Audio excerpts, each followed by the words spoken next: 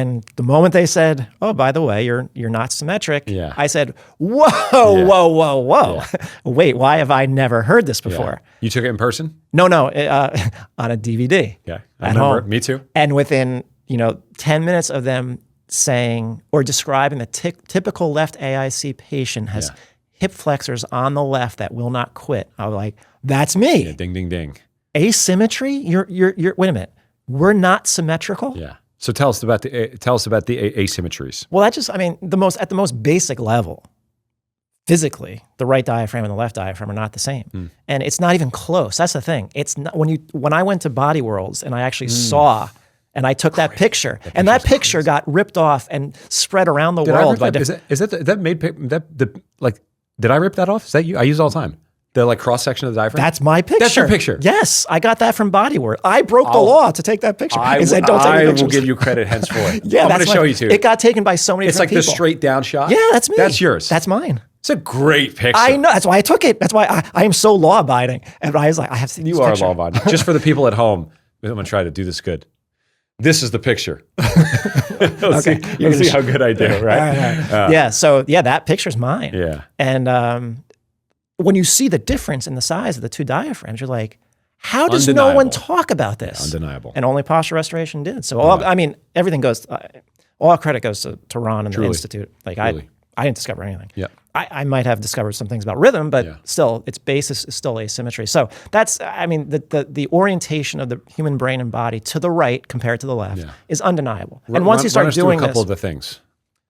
Run us through a couple these anatomical asymmetries that people may not realize. Besides obviously diaphragm, significantly bigger and more leveraged on the and then right. you got the much bigger liver on the right side. Yeah.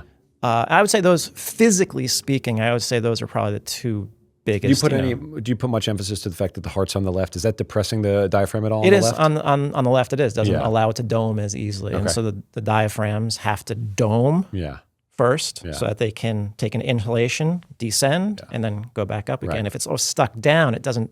There's nowhere to go. It's already down. So And I think that one of the major components of it, and the reason it's such a big deal, is it's breathing, and you're going to do it 22,000 times every single day. yes, Right? Yes. And so to me, and I think to the Institute and yourself, and that's where it starts. Absolutely. Right? Yeah. Okay, so we're learning about the asymmetries. You're starting to see that the body is not the same on the right side versus the left. It's not even close. Not even close, and it truly is the case. And there's so many asymmetries to point out. Where does the education take you? Where does it how are you connecting the dots to yourself? Well, the funny thing was I still thought I had a pelvis issue. Yeah. When people, if their issues really are only at their pelvis, they are easy to treat. Truly. They are easy to help. If And they're that's lower usually back, level one, right? That's kind of that's like the first iteration of the compensation. Yeah. The problem is when it starts to go up to the neck and above. Even if it's still just confined to the neck, like you overuse your neck for breathing, still not too hard to deal with. But once the compensations go up into the cranium, Forget it. that's where things get complicated. How does it get up there?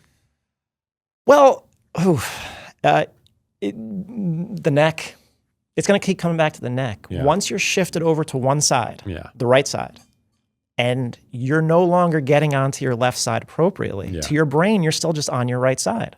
Right. You have two rights and a left. Right. If right now I'm on my right.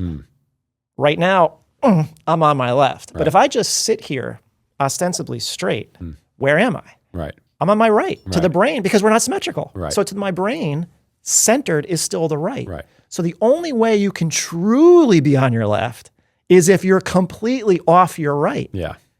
But once the right neck or the anterior neck is heavily involved, it's keeping you over on your right side. Right. Now that right side, you could do left leg lunges, exercises, but your pelvis never turned that way. And your so- rib cage never went that way. So the neck activity never changes and it starts to pull on your cranium. It can start to shift your jaw. Right. It can start to shift the cranial bones. Of course. The head and neck come forward. You're in a forward head, forward neck posture. It can then start to work its way up into your visual system as your brain has to figure out, as your body becomes less stable, particularly over in that left hip area, this brain has to keep you upright without falling. And it will do some strange things to do so. So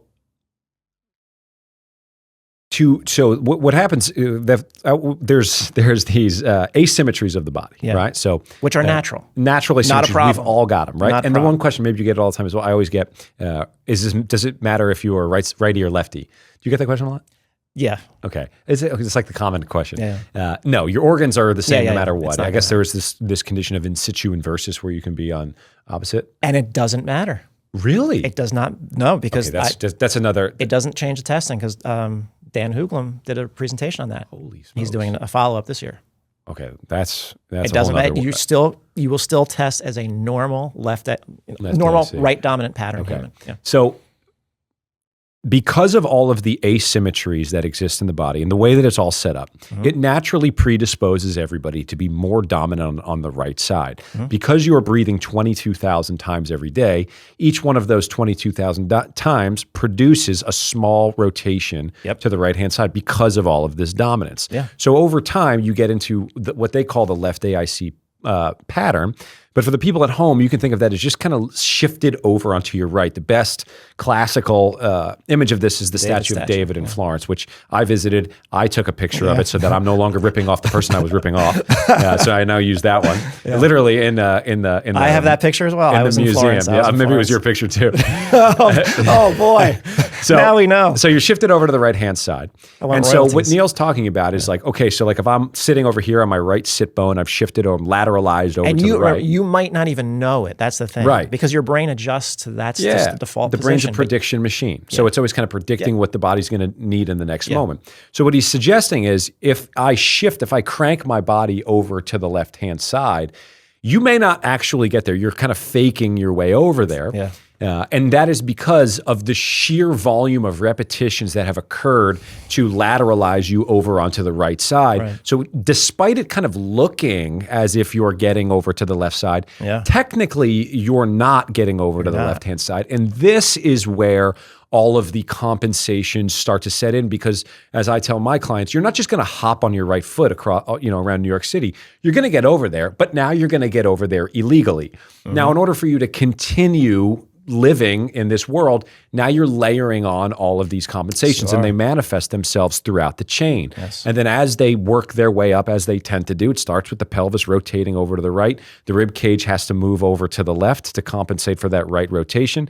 And then head and neck is going to have to do the opposite to, try to center you. Stay upright. Yes, exactly. To stay upright. So as soon as all of that happens and you get stuck in that one position and you can't get out of that position, that's where we see the head and neck start to become an issue where the upper, the scalenes, the neck musculature is pulling on those upper ribs, trying to get you up. And it's just gravitating from chest, from neck, all the way up into the temporal bone, into Team J, and so on and so forth. So that's kind of how it manifests itself throughout the chain.